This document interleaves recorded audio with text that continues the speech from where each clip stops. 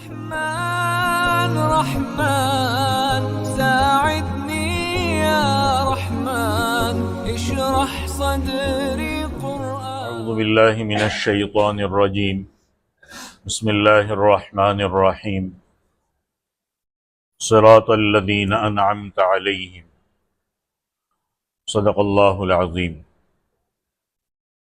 سورۃ الفاتحہ کی آیت نمبر 6 تلاوت کی ہے. اس میں اللہ رب العزت فرماتے ہیں کہ راستہ ان لوگوں کا جن پر آپ نے انعام فرمایا. شروع صورت میں اللہ کی حمد و ثنا بیان کرنے کے بعد اللہ کی عبادت کرنے اور اللہ سے مدد طلب کرنے کا بیان ہوا. پھر اللہ رب العزت کے سامنے دست سوال دراز ہوا کہ اے مولا ہماری رہنمائی فرما، ہمیں سیدھے راستے پر چلا اس پر جمائے رکھ. اس پر صراط مستقیم کی ہلکی سی تشریح بیان ہوئی. اب اس کے بعد جو اگلا جملہ ہے صراط الذین انعمت علیہم، یہ بھی پہلی آیات کا تسلسل ہے اور ان آیات کی اور مزید وضاحت کرتا ہے.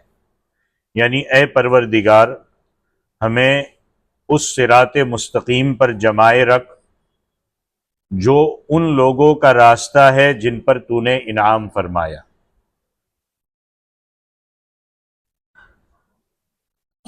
دیکھو ایک واضح اصول ہے کہ انسانی سوسائٹی میں انسان کی فطری قوتوں کو پورا کرنے کے لیے، اور انسان کی فطری قوتیں اس وقت تک پوری نہیں ہو سکتی جب تک اس کے سامنے کوئی نمونہ، کوئی رول ماڈل موجود نہ ہو. آج کے نوجوانوں کو دیکھو، کسی نے سلمان خان کو رول ماڈل بنایا ہے، کسی نے شاہ رخ خان کو بنایا ہے. عورتوں کو دیکھو تو کسی نے کسی ہیروئن کو رول ماڈل بنایا ہے، ایسا کپڑا پہنیں گے، ایسے بال بنائیں گے، اس نے فلانی سیریل میں ایسا پہنا تھا تو ویسا بنائیں گے، رول ماڈل بنائے. کسی کو فٹ بالر بننا ہے تو وہ رونالڈو کو بنائے گا، میسی کو بنائے گا نمونہ. کسی کو کرکٹر بننا ہے تو مشہور کرکٹر کو نمونہ بنائے گا. تو انسان کی جو فطری قوتیں ہیں وہ اس وقت تک پوری نہیں ہو سکتی جب تک اس کے سامنے کوئی نمونہ موجود نہ ہو، اور اس نمونے کو دیکھ کر انسان اپنی غلطیوں کی اصلاح کر کے اپنی زندگی نمونے کے مطابق ڈھال سکتا ہے. چنانچہ ہم قرآن کریم میں پڑھتے ہیں کہ اللہ نے اپنے نبی کو امت کے لیے ایک نمونہ، ایک رول ماڈل بنا کر کے بھیجا ہے. لَقَدْ كَانَ لَكُمْ فِي رَسُولِ اللَّهِ أُسْوَةٌ حَسَنَةٌ، کہ بے شک اللہ کے رسول تمہارے لیے بہترین نمونہ، بہترین رول ماڈل ہے. جو جمعہ کے خطبے میں آپ سنتے رہتے ہیں کہ خیر الہدی ہدی محمد صلی اللہ علیہ وسلم، کہ سب سے بہتر طریقہ حضرت محمد الرسول اللہ صلی اللہ علیہ وسلم کا ہے جو تمہارے لیے رول ماڈل ہے. آپ صلی اللہ علیہ وسلم کی سیرت یہ بہترین سیرت ہے، بلکہ ہر نبی اپنے دور میں امت کے لیے ایک رول ماڈل ہوتا ہے. ان کے بعد اللہ کے کامل بندے جو اللہ کے ولی ہوتے ہیں وہ دوسروں کے لیے رول ماڈل ہوتے ہیں، اور عام لوگ انہی کے طریقے پر چل کر اپنی قوتوں کو پورا کرتے ہیں، اپنی فطری قوتوں کو پورا کرتے ہیں. تو انسانی سوسائٹی میں نمونے کا ہونا، رول ماڈل کا ہونا بہت ضروری ہے. صراط مستقیم کی تشریح میں اسی رول ماڈل کا ذکر کیا گیا ہے. یعنی اللہ رب العزت ہمیں ان لوگوں کے نمونے پر چلا جن پر تیرا انعام ہوا. صراط الذین انعمت علیہم. اب دیکھو ظاہری انعامات یہ تو عام ہے، دنیا میں ہر شخص پر وارد ہوتے ہیں، مگر جن انعامات کا ذکر اس آیت میں کیا گیا ہے ان سے مراد دینی اور روحانی انعامات ہیں. اور سب سے پہلا دینی انعام ہے قرآن پاک کا راستہ، کہ ان راستے پر چلا جو تیرے قرآن پاک کے راستے پر چلے، ان لوگوں کے راستے پر چلا۔ سب سے پہلا قرآن پاک کا راستہ، اور یہ وہی راستہ ہے جو حضور صلی اللہ علیہ وسلم کا راستہ ہے۔ زندگی کے ہر اونچ نیچ میں حضور صلی اللہ علیہ وسلم کا رول ماڈل، اسوہ، نمونہ ہمارے لیے موجود ہے۔ مفسر قرآن ابو العالیہ فرماتے ہیں کہ انعام یافتہ لوگوں کے راستے سے مراد حضور صلی اللہ علیہ وسلم کی مبارک ذات ہے، اور آپ صلی اللہ علیہ وسلم کے بعد آپ کے دونوں ساتھی حضرت ابوبکر صدیق اور حضرت عمر فاروق رضی اللہ تعالیٰ عنہ، کیونکہ آپ صلی اللہ علیہ وسلم کا اپنا فرمان ہے کہ اقتدوا بالذین من بعدی ابی بکر و عمر، کہ میرے بعد ان دونوں حضرات کی اقتداء کرو، کیونکہ ان کا طریقہ میرا طریقہ ہے، اور پھر باقی سارے صحابہ ان دو کے تابع ہیں۔ پھر ان کے بعد خلفائے راشدین کا نمبر آتا ہے، وہ بھی امت کے لیے رول ماڈل ہے۔ اللہ نے قرآن پاک میں جس خلافت کا ذکر کیا ہے اس سے مراد انہی چاروں خلفائے راشدین کی خلافت ہے۔ پھر ان چار میں سے پہلے دو حضرات کا نمونہ یہ کمال درجے کا نمونہ ہے، اور سب سے پہلے درجے میں کامل نمونہ اللہ کے نبی کی مبارک ذات ہے، جیسا کہ قرآن میں مذکور ہے۔ اب جو روحانی انعامات ہے اس میں سے بعض انسان خود اپنی محنت سے کماتا ہے، اور اللہ کی بخشش اور فیضان سے بھی انعام حاصل ہوتا ہے۔ انسانی جسم میں انسانی روح یہ اللہ کا خاص انعام ہے۔ دیکھو، روح حیوانی یہ تو جیسے ہی ماں کے پیٹ میں بچہ بننا شروع ہوتا ہے، یہ روح حیوانی پہلے دن سے اپنا کام شروع کر دیتی ہے۔ بھائی ایک روح پڑ گئی، جانوروں میں بھی روح پڑتی ہے، ویسے روح اس میں بھی پڑ گئی، مگر انسانی روح جو انسان کے دل میں چوتھے مہینے میں ڈالی جاتی ہے، صحیح احادیث میں آتا ہے کہ یہ اللہ کا خاص انعام ہے۔ پہلے روح عطا کی گئی، پھر انسان کو عقل عطا کی گئی، پھر تمام ظاہری اور باطینی طاقتیں عطا کی گئی، غور و فکر کی طاقت بخشی، خاص طور پر بات کرنے کا طریقہ سکھلایا، انسان کیسے بات کرتا ہے۔ اب جانوروں کو دیکھو، ایک ہی زبان ان کی رہتی ہے۔ اللہ کے یہ خصوصی انعامات ہیں۔ چنانچہ یونانی فلسفی انسان کو کیا کہتے ہیں؟ حیوان ناطق، بولنے والا جانور۔ روح ان میں بھی ہے، روح ان میں بھی ہے۔ انسان بولتا ہے، باقی نہیں بولتے۔ یہ اللہ کا بہت بڑا انعام ہے۔ خود اللہ نے سورہ رحمان کی شروع میں جہاں اپنے احسانات کا اللہ نے ذکر کیا ہے، وہاں اللہ نے یہ بھی کہا ہے علمہ البیان، کہ رحمان وہ ذات ہے جس نے انسان کو پیدا کیا، پھر انسان کو بولنا سکھایا۔ بولنا نہیں سکھاتے کیا کرتے تھے؟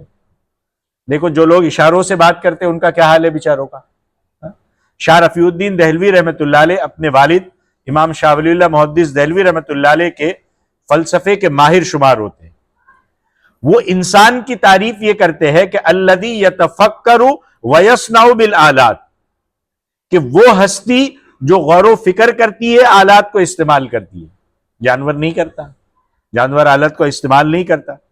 ظاہر ہے کہ جو غور و فکر کا مادہ ہے یہ انسان کے لیے بہت بڑا انعام ہے۔ جس کو اللہ نے عقل نہیں دی وہ کیسے مارا مارا پھر رہا ہے۔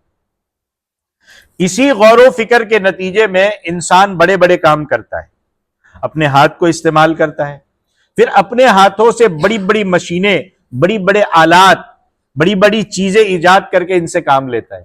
آج سے آپ 50 سال پیچھے چلے جاؤ، کیا صورتحال تھی ایک کام کے لیے؟ اب صورتحال یہ ایسے کہ ایک آدمی ایک مشین کنٹرول کرتا ہے اور لاکھوں اور کروڑوں کا کام کر لیتا ہے۔ یہ اللہ نے دیا۔ اسی طرح انسان کا جسم خود اور انسان کے جسم کے ساتھ حاصل ہونے والی قوت، کان کی، آنکھ کی، عقل کی، صحت کی، لوگوں کی، سب اللہ کے انعامات ہیں۔ یہ اللہ کی طرف سے عطا ہوئی۔ بعض نعمتیں انسان خود اپنی محنت سے حاصل کرتا ہے۔ انعامات محنت کرتا ہے، اللہ دیتے ہیں۔ ان میں تزکیہ نفس کو خاص اہمیت حاصل ہے۔ اہل تصوف کی اصطلاح میں اسے کہتے ہیں تخلیہ۔ اس کا مطلب کیا ہے؟ کہ انسان ہر قسم کی برائی سے پاک ہو جائے، اندر کی جتنی گندگی ہے کیا ہو جائے؟ صاف ہو جائے۔ جب کوئی انسان عبادت میں پابندی اختیار کرتا ہے، مشقت برداشت کرتا ہے، تو اس کے جسم کے اندر کی جتنی برائیاں ہیں، کفر ہو، شرک ہو، نفاق ہو، بدعقیدگی ہو، حسد ہو، کینہ ہو، تکبر ہو، یہ نکلتے چلی جاتی ہے۔ ہاں، یہ اللہ کی طرف سے انعام ہے کہ آپ عبادت میں مشقت برداشت کرو، ہم اندر سے یہ ساری چیزیں نکالیں گے اور انسان بالکل پاک صاف ہو جاتا ہے۔ لیکن اس کے لیے انسان کو محنت کرنی پڑتی ہے کہ اپنے اندر سے یہ چیزیں نکالنی ہے۔ یہی تخلیہ ہے کہ انسان سے تمام بری چیزیں نکل جائے، انسان ان سے خالی ہو جائے۔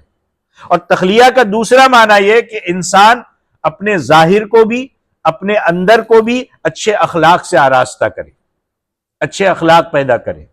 اب ان میں ایمان ہے، ان میں توحید ہے، دوسرے اچھے اخلاق ہے، اللہ کی رحمت، اللہ کی مغفرت، اللہ کی رضا، یہ بہت بڑے انعامات ہیں۔ اگر کسی کو حاصل ہو جائے، اللہ کی طرف سے مغفرت مل جائے، اللہ کی رضا کا پروانہ مل جائے، یہ بہت بڑی انعامات، اور یہ بھی محنت سے حاصل ہوتی ہے، اور انسان بالآخر جنت الفردوس پہنچ جاتا ہے۔ کسی انسان کا جن برائیوں سے پاک ہونا ضروری ہے، ان میں سے ایک برائی تکبر بھی ہے۔ سارے جھگڑے اس پر ہیں، میں اس سے پاک ہونا بھی ضروری ہے۔ انسانی وجود سے تکبر کا نکلنا یہ بہت مشکل کام ہے، بہت آسانی سے نہیں نکلتا، اچھے خاصے میں نہیں نکلتا۔ اس کے لیے بزرگان دین جو ہے کہ اندر سے تکبر نکل جائے، اپنے آپ کی خودی نکل جائے، بڑی محنت کراتے، اور یہ کہیں آخر میں جا کر کے نکلتا ہے۔ بعض بزرگوں کا مقولہ ہے کہ نقل الجبال ایسر من اخراج الکبر من القلوب، کسی پہاڑ کو سوئی کے کنارے کے ساتھ ایک جگہ سے دوسری جگہ منتقل کر دینا آسان ہے، لیکن اس کے دلوں سے تکبر کو نکالا جائے یہ بہت مشکل ہے، بہت مشکل سے نکلتا ہے۔ شیطان میں یہی تو بیماری تھی جس کی وجہ سے وہ ہمیشہ ملعون ٹھہرا۔ سورہ بقرہ میں کیا ہے؟ ابا واستکبر وکان من الکافرین، ابلیس نے تکبر کیا، کافروں میں سے ہو گیا۔ اسی طرح حسد، جلن، آپ خود دیکھ لو اپنے خاندانوں کے اندر آپس میں کیا چیز ہے؟ جلن، کتنی بری خصلت ہے۔ بزرگوں کا مقولہ ہے کہ کوئی جسم حسد سے خالی نہیں ہے۔ اس بری عادت سے چھٹکارا پانے کے لیے بھی بڑی محنت کی ضرورت ہے۔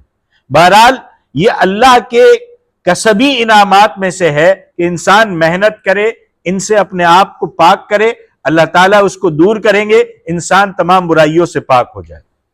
تو اللہ نے انسان کو یہ دعا سکھائی کہ اللہ مجھے یہ ساری چیزیں پاک کرنی ہے، لیکن اس کے لیے کوئی رول ماڈل تو چاہیے۔ تو اے اللہ ہمیں سیدھے راستے پر چلا جو ان لوگوں کا راستہ ہے جن پر تو نے انعام کیا۔ ابھی میں نے انعامات کا تذکرہ کیا نا کہ یہ سارے انعامات ہیں، تو جنہوں نے یہ سارے انعامات پائے اور آپ نے جن پر یہ انعامات کیے کہ قرآن میں بھی حصہ عطا فرمایا، تکبر سے بھی پاک کیا، اندر اور باہر کی برائیوں سے بھی پاک کیا، اچھے اخلاق بھی عطا فرمائے، اللہ ہمیں ان ایسے لوگوں کے راستے پر چلا۔ حضرت عبداللہ ابن عباس فرماتے ہیں کہ انعام پانے والے چار گروہ، میں نے جب قرآن کی تشریح دوسری مرتبہ شروع کی تو یہ بات بتائی تھی کہ قرآن کی بعض آیتوں کی تشریح قرآن کی بعض آیتیں کرتی ہیں۔ اب یہ تو کہہ دے کیا کہ اللہ ان لوگوں کے راستے پر چلا جن پر آپ نے انعام کیا۔ اب اللہ نے انعام کن کن پر کیا ہے، اللہ نے دوسری آیت میں اس کی تشریح کی ہے۔ سورہ نساء میں اس کا ذکر موجود ہے کہ وَمَن يُطِعِ اللَّهَ وَالرَّسُولَ، کہ جو اللہ اور اللہ کے رسول کی اطاعت کرے گا، فَأُولَئِكَ مَعَ الَّذِينَ أَنْعَمَ اللَّهُ عَلَيْهِمْ، کہ یہی وہ لوگ ہیں جن پر اللہ نے انعام کیا۔ کون ہے؟ من النبیین والصدیقین، یا دیکھو انعم اللہ کا تذکرہ ہے، جن پر اللہ نے انعام کیا، اور وہاں کیا ہے؟ انعمت علیہم، کہ ان لوگوں کے راستے پر چلا جن پر اللہ آپ نے انعام فرمایا۔ تو وہ چار ہے، نبی، والصدیقین صدیقین، والشہداء شہداء، والصالحین صالحین۔ انسان ان چاروں گروہوں کے راستے پر چلنے کی اللہ سے درخواست کرتا ہے۔ اس کا مطلب کیا ہوا کہ اے اللہ ہمیں ایسی سوسائٹی عطا فرما جس کے ارکان ان چار مراتب والے لوگ ہو۔ اب ظاہر ہے کہ ان گروہوں میں وہی لوگ شامل ہوں گے جنہوں نے قرآن کا اتباع کیا، جو قرآن پر ایمان لائے، قرآن کو سیکھا، قرآن پر عمل کیا، اور اسی چیز کا نام ہے قانون کی پابندی۔ آپ پابندی نہیں کرو، پھر خالی بیٹھ کے بڑے بڑے دعوے کرتے رہو کہ یہ مرتبہ مل جائے اور یہ مرتبہ میں۔ ایک آدمی قرآن و سنت پہ نہیں چل رہا ہے، ایک آدمی اللہ اور اللہ کے نبی کی شریعت پہ نہیں چل رہا ہے اور قبرستان میں بیٹھ کر کے بڑے بڑے مجاہدے کر رہا ہے، وہ ترقی کے منزلیں طے نہیں کر سکتا، شیطان اس کو اٹھا کے اچک کے لے جائے گا۔ ہاں، ترقی کی منازلیں طے کرنے کے لیے، انعامات پانے کے لیے پہلی شرط آیت میں یہی فرمائی، اللہ اور اللہ کے رسول کی اطاعت۔ اس کے بغیر کوئی طے نہیں کر سکتا۔ قانون کی پاسداری کے متعلق قرآن پاک میں کیا جگہ جگہ ہدایت دی گئی، یہ کہ یا ایھا الذین آمنوا لا تحرموا طیبات ما احل اللہ لکم، کہ اے ایمان والو جن چیزوں کو تمہارے لیے اللہ نے حلال کیا ان کو حرام نہ ٹھہراؤ۔ اب یہ کہتا ہے میں نے نماز تمہاری معاف کروا دی اور میں تم کو 7ویں آسمان پہ پہنچا دوں گا، تمہاری قبر میں پرچی رکھوا دوں گا، یہ کون سا طریقہ ہے؟ شریعت کے خلاف حرام کاموں کے ذریعے سے علاج کرتا ہے، سود بھی کھا رہا ہے، لوگوں کو دھوکے بھی دے رہا ہے۔ ایسے اللہ نے کہا جن چیزوں کو اللہ نے حلال کیا ہے ان کو حرام نہ ٹھہراؤ۔ سود ہے، چوری ہے، زنا ہے، ڈاکہ ہے، قتل، یہ سب حرام باتیں، ان کو اختیار نہ کرو۔ قانون کو توڑنا خدا کے یہ شیطان کا کام ہے، لہذا اللہ کہتے قانون کی پابندی کرو، اسی میں تمہاری ترقی ہے اور یہی تمہارے لیے نجات کا سبب ہے کہ پہلے پابندی کرو اور پھر دیکھو کہ اس راستے پر چلنے والے کون کون سے لوگ تھے اور انہوں نے کس طریقے سے زندگی گزاری۔ آپ کو وہی سے سیکھنا ملے گا۔ آپ کو ڈاکٹر بننا ہے تو ڈاکٹر کے پاس پریکٹس کرنی پڑے گی، قرآن و سنت کو سیکھنا ہے اور اس پر چلنا ہے۔ حسد کیسے نکالنا ہے تو ویسے لوگوں کے پاس آپ کو بیٹھنا پڑے گا۔ اچھے اخلاق کس وقت کیا چیزیں برتنی ہے ویسی چیزیں آپ کو سیکھنی پڑے گی۔ بغیر پریکٹیکل کے تو کوئی بھی چیز ملے گی نہیں، تو اسی سے ملے گا۔ اب قانون کی پابندی کے سلسلے میں خلفائے راشدین کا نمونہ ہمارے پاس موجود ہے، خاص طور پر حضرت عثمان کی شہادت تک کا جو دور ہے یہ تمام امت کے لیے متفق علیہ دستور کی حیثیت رکھتا ہے۔ بعد میں امت کے درمیان اختلاف شروع ہو گیا۔ ہاں، ان حضرات کے نمونے پر عمل کر کے انسان منعم علیہ کا مصداق بن سکتا ہے، انعمت علیہم کا مصداق بن سکتا ہے، اور ان کے عملی نمونے زندگی کے ہر شعبے میں موجود ہے۔ صلح کا معاملہ ہو نمونہ موجود ہے، جنگ کا معاملہ ہو نمونہ موجود ہے، عبادت کا مسئلہ ہو نمونہ موجود ہے، معیشت کا مسئلہ ہو نمونہ موجود ہے، معاشرت کا مسئلہ ہو نمونہ موجود ہے، تجارت کا مسئلہ ہو نمونہ موجود ہے۔ ہر جگہ نمونہ موجود ہے کہ انہوں نے ایسے موقع پر کس طرح عمل کیا۔ معاملات کی زندگی کی بہت تھوڑی چیزیں باقی رہ جاتی ہے جن کے متعلق ان حضرات کے دور سے براہ راست رہنمائی حاصل نہیں ہوتی۔ ہاں، آپ قرآن و سنت کے اصول و ضوابط پہ نظر رکھو گے تو ہر شعبے میں موجود ہے جن کی روشنی میں آگے آنے والے مسائل کا حل تلاش کیا جا سکتا ہے۔ لہذا خلفاء کا دور بھی ہمارے لیے ایک بہترین نمونے کی حیثیت رکھ سکتا ہے کہ یہ انعام یافتہ گروہ کے لوگ ہیں۔ حضور کا ارشاد مبارک ہے کہ جو شخص کسی جانی ہوئی چیز پر عمل کرتا ہے اللہ اس کو انجانی چیز بھی سکھا دیتا ہے۔ اللہ کی طرف سے رہنمائی ہوتی ہے، جان کر سیکھ کر عمل کرتا ہے، اور جو شخص جانی ہوئی چیز پر عمل نہیں کرتا اس کو راستہ کہاں مل سکتا ہے؟ ایک آدمی کو پتا ہے کہ یہ چیز صحیح ہے، وہ اس پر عمل کرتا ہے، اللہ اس کو اور راستے بھی دکھا دیتے، اور ایک آدمی کو پتا ہے لیکن وہ اس پر عمل نہیں کرتا تو کہاں سے صحیح راستے پر جائے گا وہ؟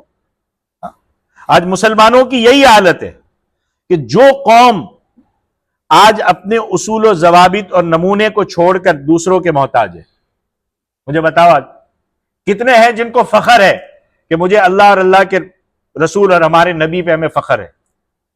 سب کو اوروں کے طریقے پسند ہے اور اس پر فخر ہے، اور ہم احساس کمتری کا شکار ہو چکے ہیں کہ ہمارے پاس جو اسلام ہے شاید اس میں کمزوری ہے، دوسروں میں آگے بڑھنے کے راستے۔ یہی حالت ہے، ہم دوسروں کے محتاج ہو گئے، ہمارے پاس خزانے ہیں، ہم اس پر چلنے کے لیے تیار نہیں ہیں، اس کو چھانٹنے کے لیے تیار نہیں، اور جس کو دیکھو سوشل میڈیا پر آ کر بڑے بڑے فلسفے جھاڑتا ہے، عمل کچھ نہیں ہے.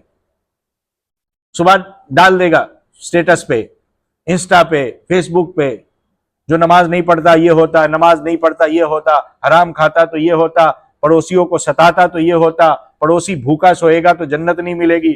ایک سے بڑھ کر ایک سٹیٹس، عمل کی کچھ نہیں ہے. وہ کامیاب نہیں ہو سکتی قوم. آج مسلمانوں کی کوئی چیز اپنی نہیں ہے. ملکوں میں آپ دیکھ لو جہاں اسلامک کنٹریاں ہے وہاں بھی صرف وہ برائے نام حکومتیں ہیں، حکومتیں کوئی اور چلا رہا ہے، اپنی نہیں ہے. سیاست، معیشت، معاشرت، تجارت، ہر کام میں اسلامک کنٹریاں بھی کہتی ہے امریکہ اور یورپ سے ہدایت حاصل کرو. ان کو اپنے نبی پر فخر نہیں ہے.